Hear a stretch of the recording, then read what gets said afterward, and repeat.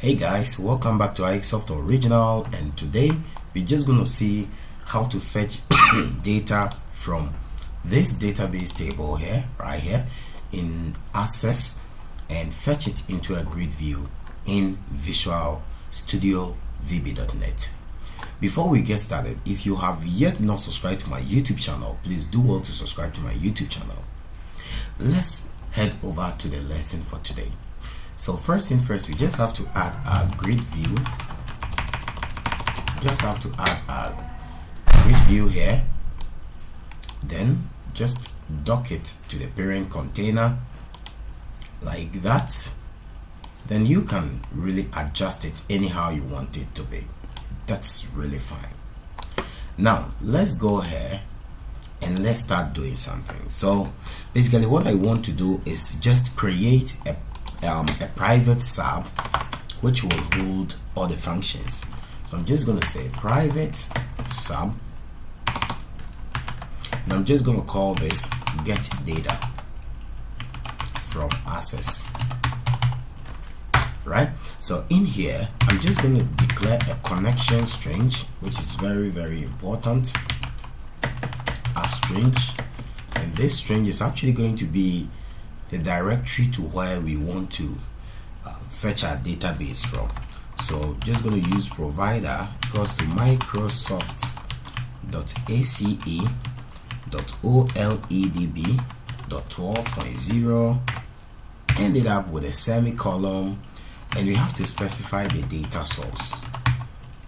And with this data source right here, I'd like to bring it up to the next line. So yeah, so with this data source, I'm just going to use ensign here because I want to specify it from my.application.info.directory path. That is where I want to specify my file from. So in here I simply have to go in for the database name, and the database name is called database1, and we have to add the format, I mean the extension to this. So it's going to be .accdb like this. That looks perfect. Now let's declare query a string which is equal to be select from, then we add a table name, and from here you can see the table name is called users and the database name is database1. So I'm just going to say users, so we are selecting from users. Now let's declare connection as new OLEDB connection like this. Before you do that, you just have to import system.data.oledb. It's very important.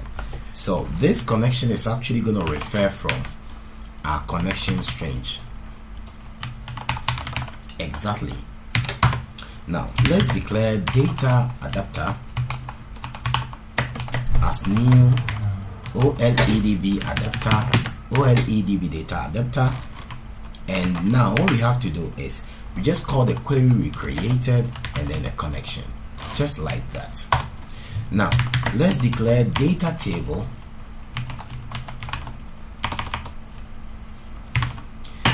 as new data table. Exactly, just like this. Now let's open the connection and let's set the data adapter fill to the data table.